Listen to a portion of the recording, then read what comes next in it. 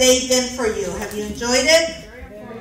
Great. I have talked to some of you, and I have heard that you have learned a lot and have been inspired by the panelists. I also was able to hear Elijah and Ashley. And so it's been a great day. I know you're tired, but you have a fantastic panel today. I want to congratulate Mario Cobian and his team and the sponsor, because without them, we wouldn't have had the privilege to hear from these innovators. So before I ask them questions, I'm going to let you know that you will have a chance to ask your own questions at the end, so we'll save 15 minutes for that.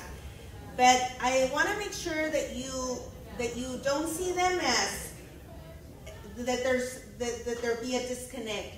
They are you a few years back. I need you to know that, because I need you to hear their advice and know that if you do things differently and maybe start doing things that you're not doing, you can create your own path to success. So it's very important for me that you don't see them up here and not relate to them, because these are great people that what they did was use innovation. They took risks, and I know you've heard this on panels, the importance of taking risks. I think fear stops us a lot from dreaming bigger, and it's just so important to do that. And they took non-traditional paths. So that's very important. So I'm gonna switch around some questions. Not everybody's gonna get to answer the same question. But RaqC, I'm gonna start with you, and I'm gonna talk about innovation. In regards to innovation, what's been your biggest challenge, and what's your advice on becoming more innovative? Hi guys. Do I need a mic? I'm loud. I guess we'll use it. Nice to meet you all, and I love being on panels like this, because like Inez said, it's important for you guys to really understand that we are all the same, even if you get to hear me every day on the radio, but we've all had challenges, struggles, and the only difference is that, I never quit, and I still don't quit, and I still work hard. Like I work hard like when I was an intern in radio. Even though I've been in radio for 15 years now, to me, it's like I'm still continuing to, innovation is so huge in my career, just because there's always new talent coming in. There's always new people graduating for the university that want to be radio personalities, that want to be in entertainment, that are sharpening up their skills, that understand social media, and are speaking that new language to the new generation. So I want to say one of the biggest things that stops me, I guess, in being innovative is myself. Sometimes I'm my own worst enemy, and I don't need people to dissect me. I could dissect myself. And I think it's really important to be able to look in the mirror and be able to be honest with yourself as far as where you are in life. And you have to, I always like to say, I like to take my own inventory a lot. People, excuse me, I'm gonna put this down thing, I have no water. People we're quick at taking people's inventory sometimes, but a lot of times we forget to take our own inventory in life. And so when you start taking your own inventory and realizing that there's so many ways that we can be better, and we can improve, and we can learn how to speak better, and we can read more books, and we can not be afraid to absorb more knowledge, not to be afraid to go up to somebody and say, hey, I admire your story, will you be my mentor? Even if it's, I've spoken at different conferences or workshops, and I've had people come up to me saying, RaqC, I know you're busy, I know you might not be able to jump on a phone call with me, but I want you to be my virtual Facebook mentor. And I'm like, sure, just get my attention. And once we start building this relationship, I'll respond to you to the best of my ability.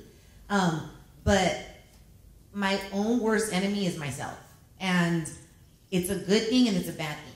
Just because it's a gift to be able to check yourself and to be able to remind yourself that you can be better. And it's really, really, really important, you guys, to evolve.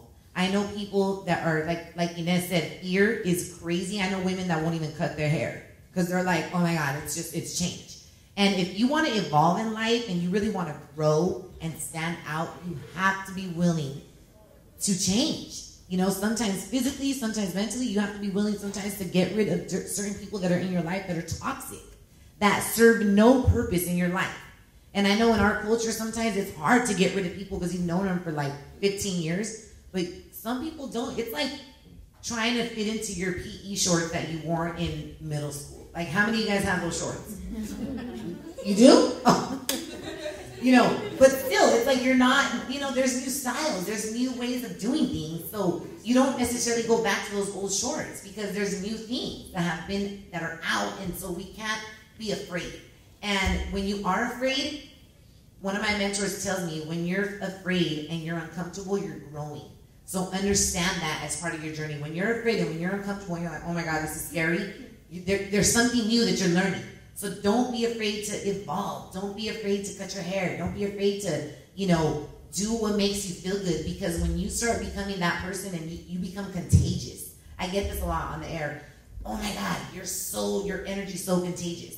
And it's only because I know who I am and what I stand for and where I'm going.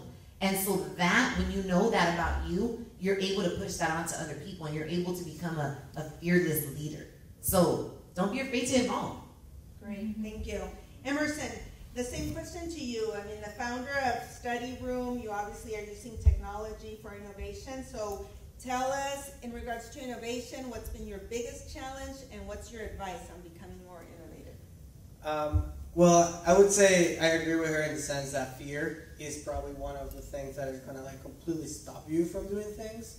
And sometimes it's very dumb fear. Like, you're too shy to go and talk to that person. I'm like, no, like, you should never, ever be shy to go talk to someone. Like, you should never be shy to even interrupt a conversation. You never know if they actually wanted to end a conversation, so you're actually doing them a favor. So, really, no, for real.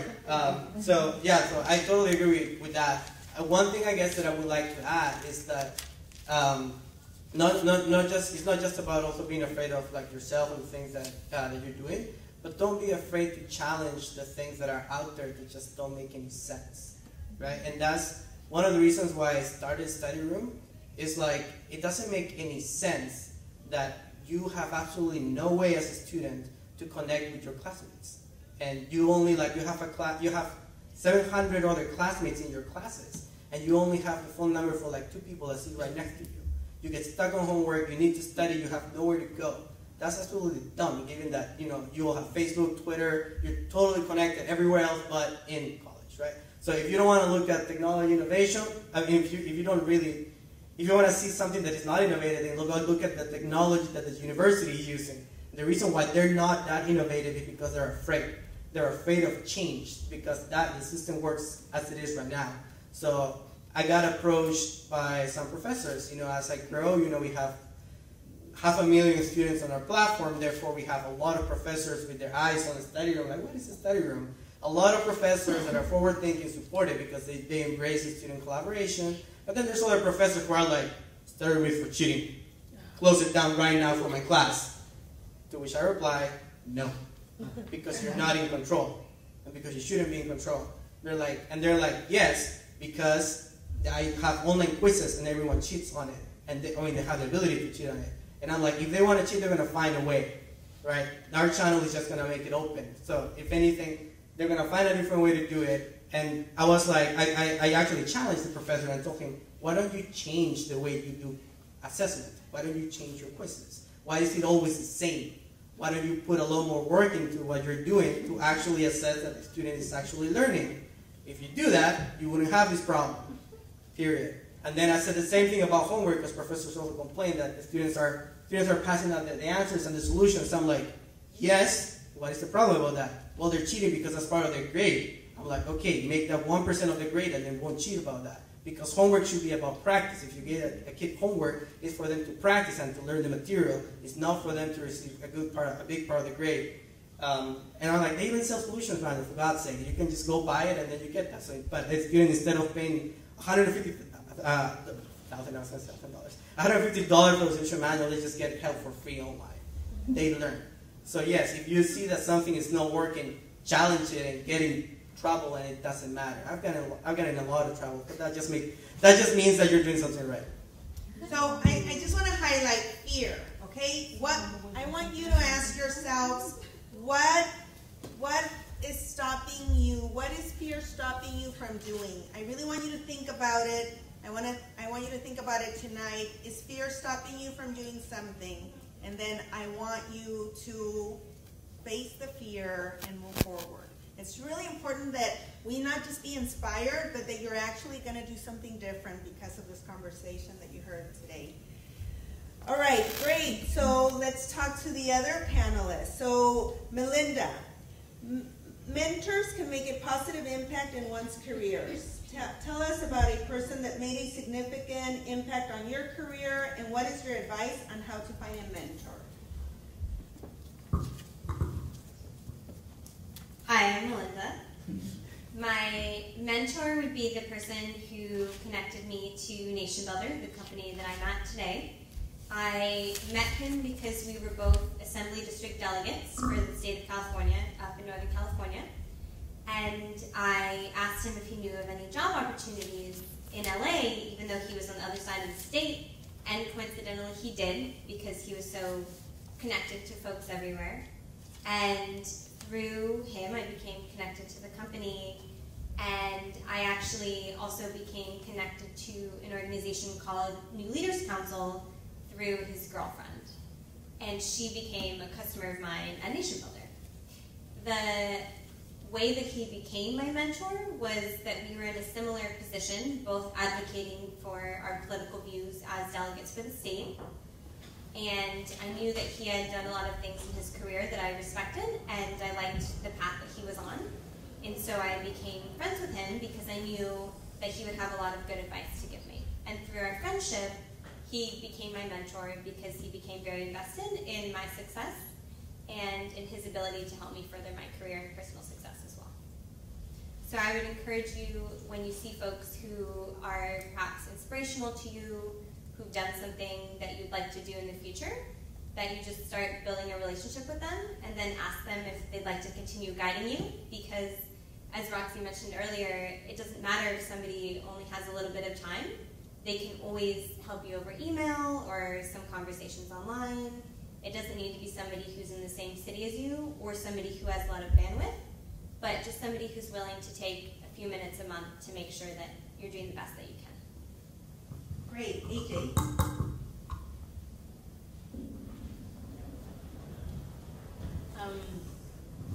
So I guess in terms of how I found my mentor, I have a number of mentors, and I pick them up at every job I've had, and a lot of the cities that I've lived in. And they're generally people who are, number one, they're invested in me, and they want to see me succeed. And then I'm also kind of looking up to them in some way, maybe feeling like they have it all, or there's something that they've conquered. And they honestly, they generally have personality traits that I don't necessarily have quite yet. They're generally a lot more calm, and a lot more just, I guess they just can see the world a lot clearer than I have. And so I respect what they have to say, and I feel that they're on a certain level that I want to attain. And so generally when I picked up my mentors, I guess the one that I just actually spoke with earlier this week, she is a partner at a major law firm on the East Coast, and she's done a lot in her life and worked extremely hard. And she was just someone who was willing to see me succeed and really invest in me and kept tabs on me and would call and to reach out. And if I was going through a tough time, would be there for me. And she'd make the time to talk to me and to mentor me. And these people are everywhere, and you can really find them because they are good people who really want you to do well and want to be there to support you. And so it's good to find that mentor and to make sure that they have a place in your life. And you realize they'll always make time for you instead of finding time for you.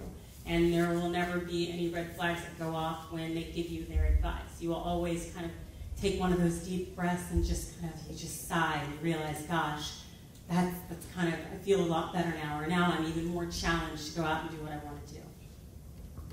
Shane, and you're a student still. You're going to be graduating very soon. So tell us about your perspective about finding a mentor. How have you done that as a student? Let's see. I guess my first mentor, and really the reason why I'm here today and I've accomplished what I've had, is this ambassador who came to my high school and told me I was college eligible. It was the first one. My college counselors told me I wasn't going to make it. I was going to see if anything.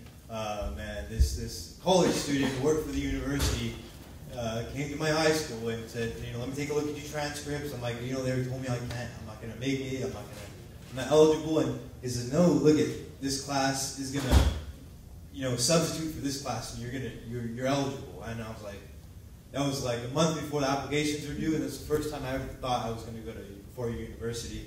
I applied, I get in, and that person right there, I owe everything I have done today to him. The second person who made a huge impact on my life was the chair of my department. I didn't know what I was doing in college. I was ending my freshman year, and I took a communications course, and I really liked it. And I talked to him about it, and he really convinced me and assured me that it's a great major, and I really, really like it. And I'm very, very happy with the choice I made. And when I was in high school, I used to have a lisp. I was very insecure talking, speech impediment until I was 16 years old. I'm 21 now. And yeah, it's really, I never thought I'd be majoring in communications when I was in high school, that's for sure. So those two people, but I think some of the most important mentors that I have around me daily are my roommates. I learned so much from them. Living with them, living with people you're at the same age who can help you, but similar issues you have. It's really invaluable having those type of people around you, and it's a very diverse group of friends I have. My roommates, Vietnamese, Mexican, African American, Filipino, and it's so important to surround yourself by around that different cultures and around a diverse group of people, because you learn so many new things, things that you didn't even think about. And so I guess finding those mentors, and I'm always looking for new mentors. You know what I mean? I'm about to graduate college, and honestly, I don't know what I'm going to do, but I'm going to keep my options open, is what I'm telling people, and I'm very, very excited for what the future has in store for me. No doubt you have a great future ahead of you. So, two things I want to point out about mentors is you really need to make sure that your mentors are a diverse group of people, as Shane said. I mean, if you're Latina, you don't want all your mentors to be Latina. Don't do that. You can learn from a lot of people, so I want to make sure you're doing that. And then one thing that we heard is ask, right? I mean, you're not going to get the mentor if you don't ask. So ask, and some people are really busy, so make it easy on them. What is the commitment? Can you meet? Can I call you every 2 months? Or maybe it's a month. But make it easy for them, so you're not going to be calling every week, especially if they're like the president of a bank, right? And so for me, that's easier for me. And then it's your responsibility to check in. Don't expect them to be making the first call. So they agree to be a mentor, and what does that mean? I'm going to check in on you, and whenever I have a question, can I ask you a question? I just told that to one of the students, so she's smiling because she just heard this on Friday. So let's go on to another question. And so RaqC, we're going to go back to you. You have a strong personal brand. What are a couple of words that describe your brand, and how did you build your brand? With a lot of hard work, sleepless nights. What a brand. I think, a lot of people, when they think of everybody is a brand, you guys. And I think a lot of times people see public figures or like an Apple or, anything Nike is a brand, right? Apple is a brand, but everybody is a brand. And I understood that when one of my mentors told me that, like that. And I like to have men and women as my mentors. Just because in business, I tend to be really aggressive, so I relate to men a lot more sometimes in business. And that's just, everybody works their own way, right? So I love to have a man that's logical and unemotional give me advice. And then when I'm looking for emotional advice, then I'll holler at my female mentors, right? I'm like, you're dramatic. Just kidding. No, but you know what I mean. It's important to, we're made from men and women. I just happen to be like that perfect balance. But a brand, we're all our brand. And I believe a brand is what you stand for. Like, why do people know you? Why do people come to you? What do you make them feel? So a couple of words to describe my brand is I'm a fearless leader. I'm a communicator. I'm an entertainer. And I'm bold. And I'm unapologetic. you know. And when I say those words, I started my own hat line last year, and the name of my hat line is called Brazen. And brazen, if you look it up on the Oxford English Dictionary, it's bold, shameless, unapologetic. That's what it means. And I was like, oh my God, that totally describes me. But not in a negative way. Because I feel like we live in a society and we live in a world where everybody apologizes for everything they do all the time. Have you noticed that? Like, people won't even bump into you and you're like, oh my God, I'm sorry. And you're like, why are you apologizing? It's because I don't know, we tend to live in a very unapologetic society. So I encourage women and men and the youth to be unapologetic when you make a decision, you know? And even if nobody understands why you do what you do, as long as you understand why you're doing it and your intention is right, be that person. So a brand is who you are. And you know, the way a mentor told me, what do you want to be remembered for when you leave? Like, what do you want the world to remember you for? So a brand can be whatever you want it to be. You know, if you want to be like known, if you want to be known for a certain thing, then that's what your brand is.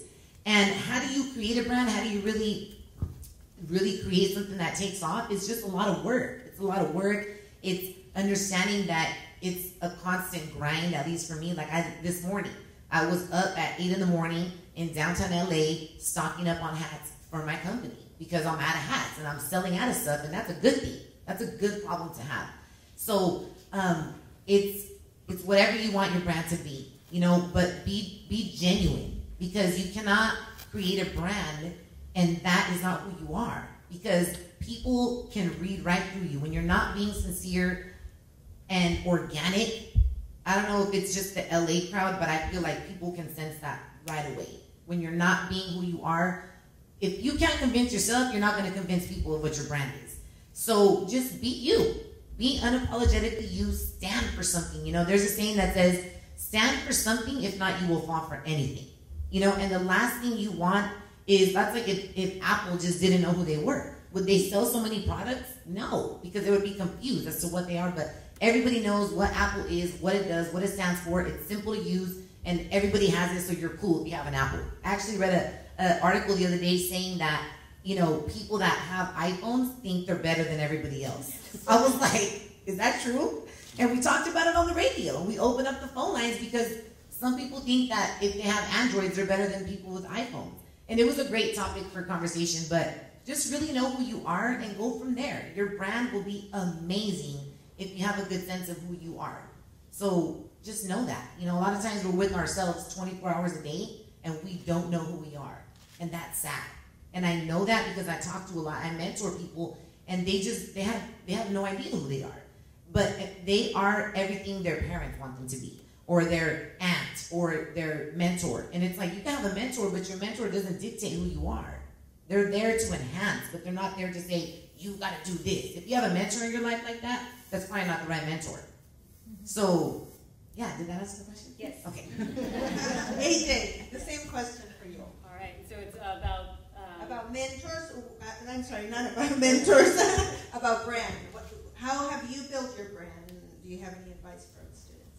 Well, I have a kind of a little bit of a different journey, but since it's kind of a dual brand, so I've actually been a litigator, a lawyer for about the last 6 years, and so that was a very different brand that I spent the majority of my career building.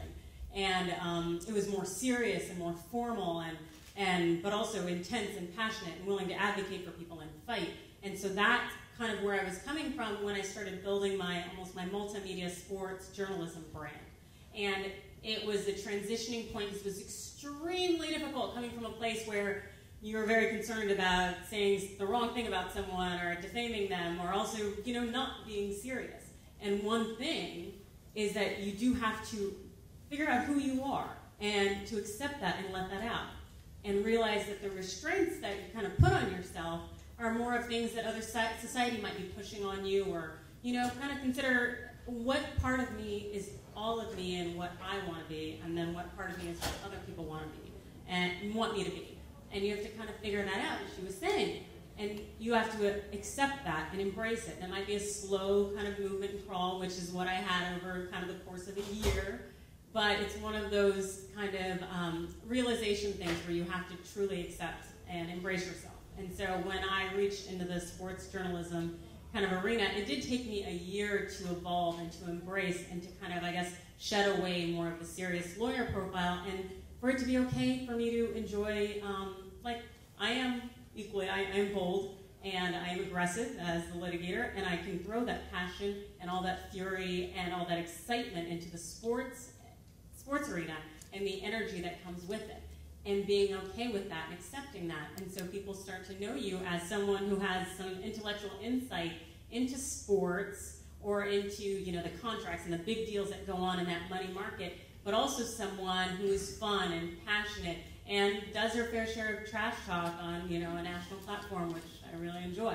And like she's, you know, you got to be unapologetic about it and just roll with it, because once you embrace it, you embrace who you are, and you just go with it. It just flows a lot easier, and you realize that you can't please everyone, but you can make sure that you're happy and that you're doing what you're meant to do. Thank you. So one thing that I want to say that you need to realize is brand is reputation, and sometimes you might not realize, but you're building a reputation that you don't know about. So you show up late all the time. Everybody knows, oh yeah, she's going to be showing up late. Or you're a flake. You say things that you're going to do, and you don't do it. You're building a reputation, a negative reputation. Your brand is not a good brand, and people are not going to be really interested in hiring you. So your reputation is really valuable. Your brand is really valuable. So not only do you need to do this, but you need to protect it. And you know, going out and partying and then putting stuff on social media, right? Nowadays it's, you know, it just haunts you. So you got to make sure that you're also protecting it, building it and protecting it for sure. All right, Emerson. Share one piece of advice for students or young professionals that will help them be more competitive in the workforce. I would say don't follow the regular path and always try to stand out. Like literally always. If you always try to stand out by doing something that other people don't do, then you will definitely succeed and people will notice you, and that's like the first step to like getting hired, those kind of things, right? A good example that I learned a while ago, that I saw a while ago, was this investor was in a panel, and just someone, it was his last question, and of course 100 people wanted to ask the last question because he was super famous and stuff. But he picked one person out of the huge crowd, and it was a person that raised their hand with $100 bill. So he completely stand out. It's super easy to stand out, and he got the question. That was really good. So a way that any student could actually stand out, as I said, is by not following the normal path. So if you guys are taking your classes, that's cool, but do something extra. Like for all of you, who's here an engineer? That's cool. So for a good example there is, like, if you're just following the computer science class and like you go from year to year, I literally taught myself iPhone development in a month. I started, it was like in January, like after Christmas, I started every single day from 8 in the morning to 10 p.m. because I wanted to build an app for my senior project. And of course at school they didn't tell us that, but so I did it. So get out of the path. That took me to like entrepreneurship without really thinking about it. I didn't know what entrepreneurship was. It took me there. It was great. Our first hire at the company, it's a college student. She's still in college. Her name is Alicia. We met her through our platform. She was a great supporter of our platform. She met with us on campus. She got so many great ideas. And then I was like, well, let's see if she can actually deliver. So we just gave her a month internship. And she did such a great job that after the month, I make her an offer, like a really nice salary, and part of our company. So she has a stock in the company. And now she's working full-time for us, even though she's still a senior at San Francisco State. But as I said, just get out of the way. Again, going like, don't be afraid and do things that other people would not do. We met, like we went, kind of like part of a marketing campaign. We went to SF State and San Francisco State. We met with hundreds of students. They were super happy about the platform. They were excited about it. They got free stickers or free t-shirts and everything. But the one that stand out was Alicia. She got a job. She's still in college, full-time job. I'm telling her to drop out, but she doesn't want to. But different story. If your school doesn't have a study room, make sure that you touch base with Emerson, because I know he's looking for students that are ready to be leaders and open a study room in their school. Yes. Shane, what about you? How are you preparing to be competitive in the workforce? You're going to be graduating. I know you said you don't know what you'll be doing, but you know you have a pretty impressive bio. So can you give concrete advice on how you're preparing on your last semester?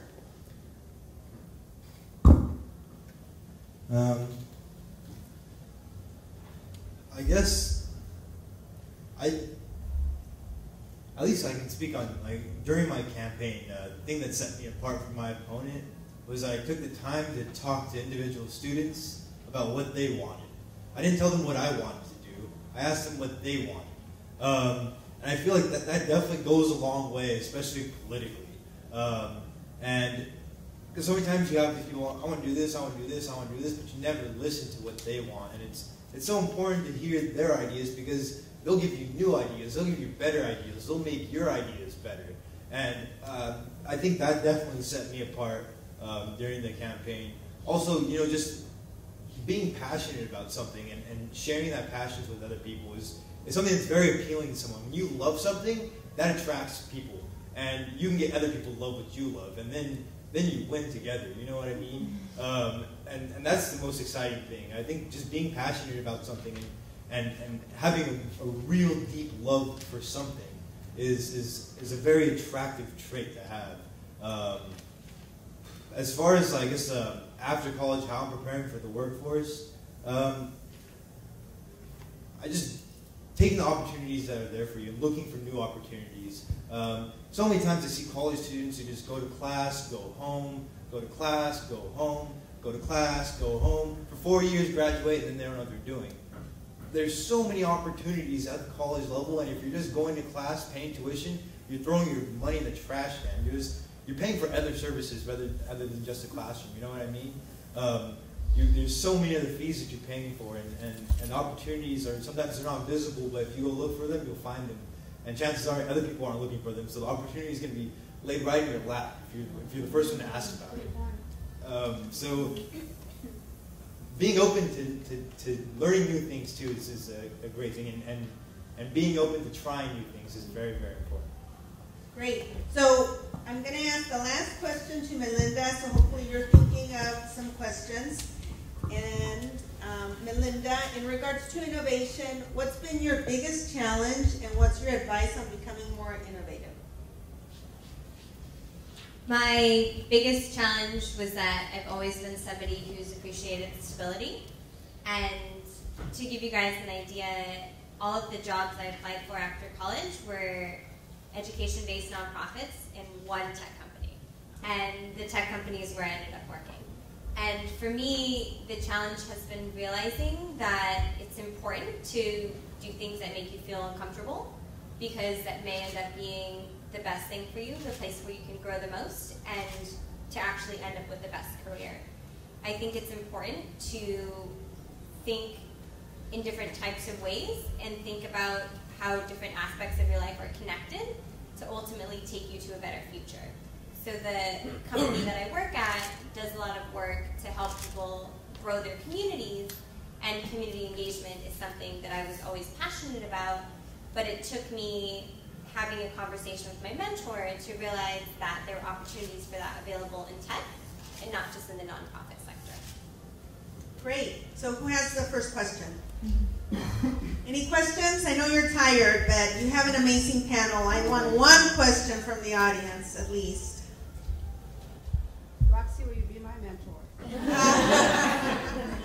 Holler at me on Facebook. Okay. We'll chat. All right, I know you're tired, and okay, good. I'm sorry, I forgot your name. Emerson. Emerson.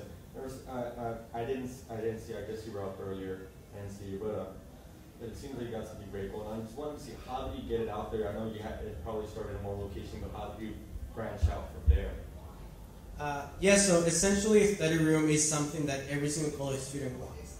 And if you know business students, entrepreneur students, is something that they want to do and something that some of them actually do. So I know like thousands of aesthetics out there that just died after, you know, one semester, they couldn't make it or something like that. So it was definitely something that everyone wanted. So what we did, instead of just any other tech company that says like, hey, my product is here, get it, which was actually the case of my first company. I put it out there and then everyone got it. But this company, I was more careful because I was like, if I just put it out there like everybody else, it's just going to die again. They're probably just going to be wasting my time. So what I took was this progressive launch approach, which was, first of all, I'm going to do it at one single school, and I'm going to do everything that you're not supposed to do when you already have a big company. But we had a super small company. We were 2 founders, and that's it. So I went to every single classroom in that school, waited outside, asked the professor if I could go in and make an announcement, and I did. And I would also get on the shuttle that goes from the train to the campus, and I would pitch the study room there to the students. I would do a lot of things. First of all, I got a lot of students interested. They joined, they liked it, invited their classmates, and so on and so forth. Then I was like, okay, we nailed it at 1. How do we scale to 6? Then I went from 1 to 6. We did we started the campus founder campaign. We tried to do like things very different. We picked like UC Santa Cruz. We picked schools at different places just to see how that would work. If I do an online marketing campaign, for the Twitter campaign, Instagram campaign, what works, what doesn't work. Literally joining hundreds of Facebook groups, and you're not supposed to do that. You get banned. So yeah, a lot of different things. And then, of course, after I raised some money, hired a team, I was like, okay, perfect. Now let's take from 6 universities to 100. What is it going to take? Thankfully, we had the entire summer to do it. So we came up with a really good campaign on how to go about it. And now, for next school year, we're going to go from 100 to 1,000 schools. But it's a lot of work, and you have to, when it's something like this, you have to have a game plan. So I have my little book in my backpack that describes step by step what you're supposed to do to be successful at one university. You just gotta repeat it over and over again. And improve it, of course. Every time you get a chance to do something new, you gotta improve, you gotta measure what works, what doesn't work, and then just go and make it better. Great. So I just want to thank all of you and congratulate you for giving up your Saturday for this. You're doing the right thing, which is networking. So it was a learning day, but it also was networking, and hopefully you're also taking the time to approach the panelists and stay in touch.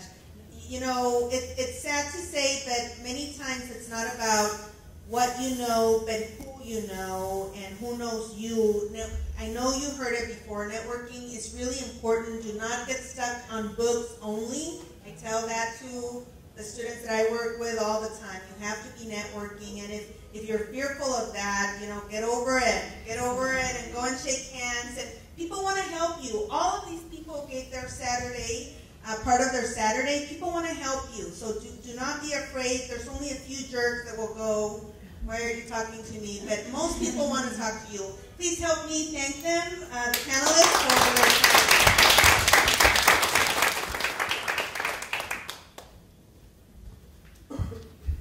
Thank you again, Ashley, and to the entire panel. I just want to thank all of you guys for being participants and staying throughout the entire thing. I know it was long, but it was very informational and inspiration to all of us. The college tour for the second annual year couldn't have happened in LA without you guys. So hopefully it continues to be an ongoing experience for a lot of future members. Do promote it, tell everyone about it, and hopefully we'll see you guys next year for the third time. I know we don't want to go home.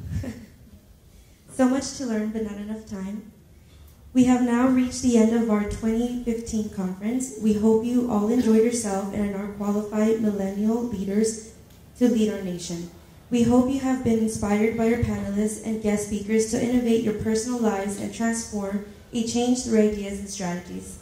Once again, thank you, Mario Cobain, and all of you for being a part of another successful tour. Let's get out there, get lit, and ignite our futures. Be the leader of 2015.